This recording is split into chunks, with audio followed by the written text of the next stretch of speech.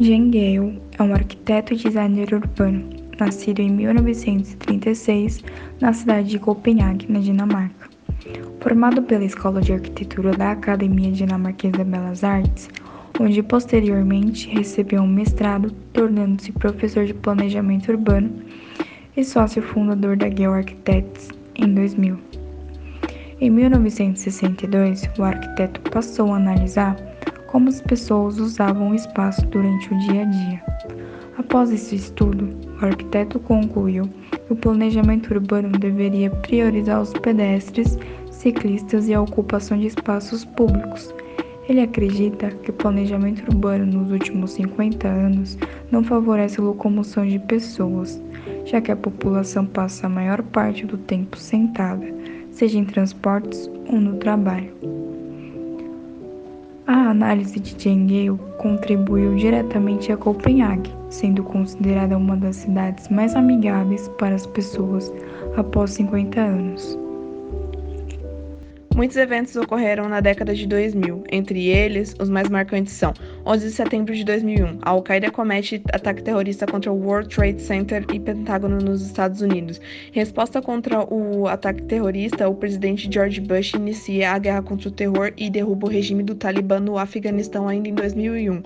Em 2002, a Argentina sofre crise econômica, assim como outros países da América do Sul. O governo de Bush também manda tropas americanas invadirem o Iraque em 2003, dividindo opiniões no Ocidente. Em 2004, um terremoto submarino na Indonésia provoca uma tsunami que também atinge Índia e Tailândia. Em 2008, um dos bancos de investimento dos Estados Unidos, o Lehman Brothers, vai à falência e as bolsas do mundo todo despencam, causando uma grave crise econômica. No ano de 2009, Barack Obama toma posse como o primeiro presidente negro da história dos Estados Unidos, e o ano de 2010 é marcado por tensões entre Coreia do Sul e Coreia do Norte, e o Haiti sofre com um surto de cólera após terremoto.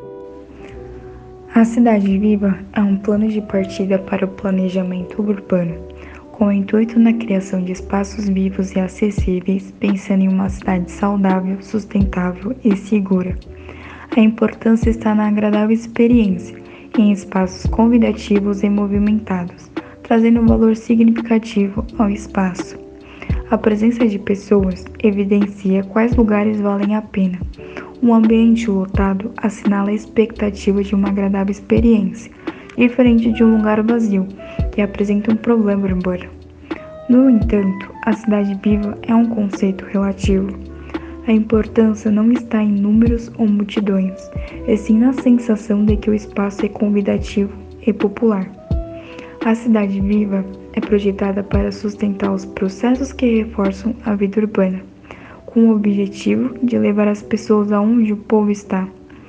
É necessário concentrar as pessoas em atividades em pouco espaço de tamanho adequado, situando-se lojas, restaurantes, monumentos e praças, em rotas diretas, compactas e modestas dimensões. O tratamento de espaços de transição tem influência na vida do espaço urbano, tratando-se das fachadas e dos andares inferiores dos edifícios, onde há interação direta do interno ao externo. Esses espaços de transição é onde estão localizadas portas e pontas de troca entre o interior de uma edificação e o externo ao ar livre. E as atividades que são realizadas dentro das edificações podem também transitar para o espaço comum da cidade, tendo a oferecer lugares de passagem e permanência, sendo em pé ou sentado. As caminhadas pela cidade permitem detalhes de informações, ocasionando a sensação de percursos curtos. Isso se dá através de espaços interessantes de transição, com articulações verticais, fachadas ativas e unidades estreitas. Fazer uma zona de transição convidativa à população economiza esforços de edificações altas que não atingem o campo de visão das pessoas que transitam pela cidade. Nos mais de 50 anos em que os carros invadiram as cidades, notou-se um enorme aumento de tráfego de veículos.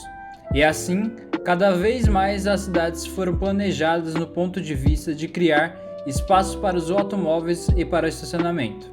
E com isso, o medo de acidentes envolvendo pedestres, ciclistas e carros aumentaram drasticamente.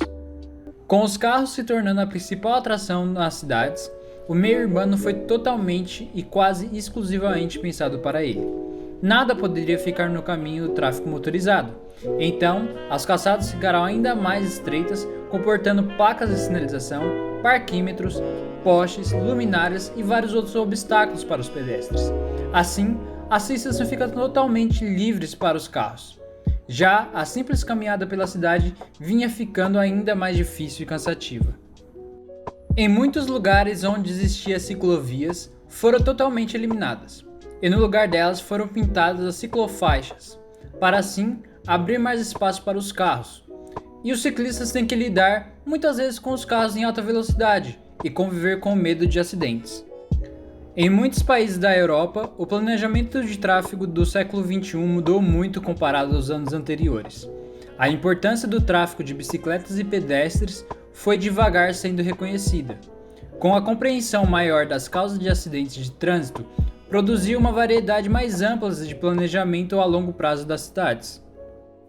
Com essas mudanças de planejamento urbano, foram desenvolvidas soluções para cada via.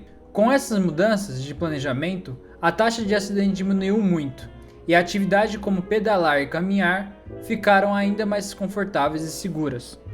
Segundo o autor, essas mudanças sempre devem partir das dimensões humanas, onde as pessoas possam se deslocar de forma segura e confortável. E a atenção ainda maior para as crianças, jovens, idosos e pessoas com necessidades especiais. A segurança é crucial para a vida na cidade. A desigualdade social e econômica é um dos fatores para a criminalidade e as tentativas privadas de proteger a vida e a propriedade. Segundo o autor, com as pessoas caminhando e frequentando mais espaços comuns, haverá um aumento da segurança naturalmente, porque com a presença de várias pessoas lhe indica que o lugar é bom e seguro. Uma cidade viva se torna mais valorizada e assim mais segura. O uso de habitações é como estratégia de prevenção à criminalidade e assim aumentar a sensação de segurança ao longo das mais importantes ruas utilizadas por pedestres e ciclistas. Isso funcionou em Copenhague, porque a cidade tem edifícios entre 5 e 6 andares, assim tendo um bom contato visual entre moradores e o espaço da rua. E isso já não funciona muito bem em cidades que têm edifícios que são altos demais, mesmo tendo uma taxa de moradores muito maior, porque assim existe uma barreira muito grande entre os moradores e a rua.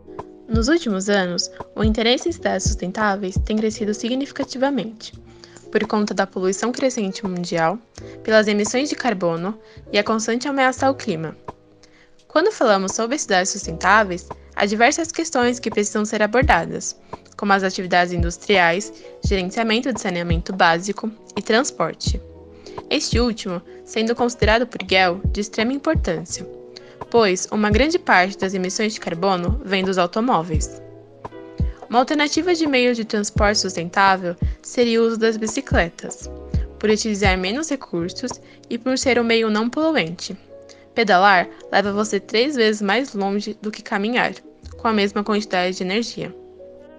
Segundo Gell, 2 calçadas de 3,5 metros ou uma rua de 7 metros acomodam cerca de 20 mil pessoas por hora, ao passo que 2 ciclovias de 2 metros são suficientes para 10 mil ciclistas.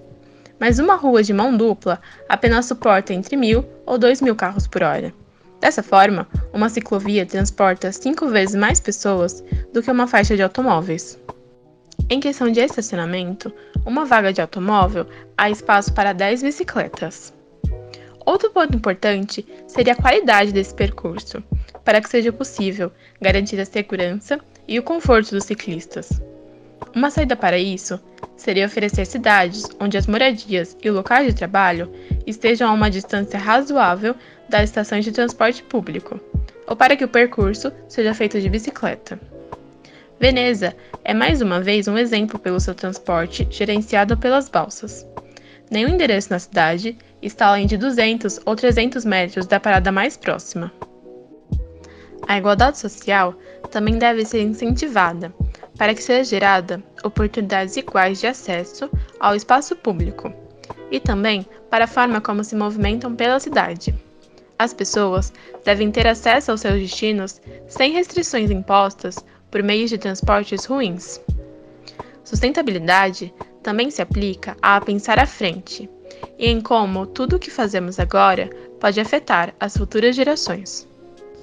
Segundo Gell, inúmeras mudanças na sociedade no mundo desenvolvido levaram a novos desafios nas políticas de saúde. A obesidade causada pela falta de atividade física e doenças respiratórias decorrentes de poluição são apenas algumas das diversas moléstias que podemos citar. A facilidade que o mundo moderno nos proporciona acabou trazendo também inconveniências. As pessoas estão mais sedentárias. Com o crescimento na venda de automóveis, o maior acesso a escadas rolantes, elevadores e esteiras fazem com que os cidadãos não precisem se esforçar fisicamente como faziam antes. De acordo com dados do IBGE, de uma pesquisa feita em 2019, 1 a cada 4 pessoas acima de 18 anos estava obesa, o equivalente a 41 milhões de pessoas. Já o excesso de peso, IMC maior que 25, atingia cerca de 60% da população de 18 anos ou mais, o que corresponde a 96 milhões de pessoas. Segundo o epidemiologista Paulo Saldiva, diretor do Instituto de Estudos Avançados do IEA da USP, em São Paulo, respirar equivale a fumar 4 cigarros por dia. Os urbanistas que antes priorizavam o planejamento de tráfego de automóveis, agora tentam buscar meios de melhorar a qualidade de vida das pessoas. Entende-se que os grandes centros urbanos devem incentivar as pessoas a caminharem e pedalarem para que assim fiquem menos sedentárias. Como dito por Gell, antes quase todos os deslocamentos eram feitos a pé. As pessoas caminhavam pela cidade, se encontravam em praças, mercados e lojas. Então supõe-se que uma saída seria que as edificações ao longo das ruas tivessem fachadas interessantes e os centros fossem acolhedores e confortáveis de se passear. Assim, para estimular as pessoas a caminharem mais. Veneza é um bom exemplo. A pequenas distâncias, a cidade é bela e se torna fácil de andar bastante sem nem perceber, pois o olhar do pedestre está extasiado com o seu entorno. O investimento em ciclovias, que vem crescendo com o passar dos anos, também é um ótimo estímulo. Em Copenhague, cerca de 50% da população faz os deslocamentos de bicicleta para trabalhar e estudar, já que a cidade conta com uma completa rede de ciclovias. Outro ponto importante é o mobiliário urbano. Parques e praças com pistas de corrida e de skate, além de equipamentos de ginástica, estimulam a população a se exercitar. Por fim, com o maior deslocamento a pé e de bicicleta, menor é a quantidade de carros na rua, o ar se torna mais limpo e a incidência de complicações respiratórias diminui. E o índice de sedentarismo também cai. Assim, conforme aumenta o fluxo de pessoas andando pela cidade, essa se torna cada vez mais viva e segura, e isso, por sua vez, incentiva as pessoas a andarem mais, pois, segundo Gell, as pessoas vão onde o povo está, criando, por fim, um ciclo que beneficia a todos. Sendo assim, a Cidade Viva é um ponto de partida para o planejamento urbano, envolvendo pontos cruciais para tornar a cidade segura, sustentável e saudável, sendo projetada para sustentar os processos que reforçam a vida urbana. O espaço público deve ser vivo, utilizado para inúmeros tipos de pessoas. Deve ser convidativo e popular, criando um valor relevante à cidade. É necessário concentrar pessoas e atividades em poucos espaços e estimular ainda mais o uso de bicicletas e da caminhada.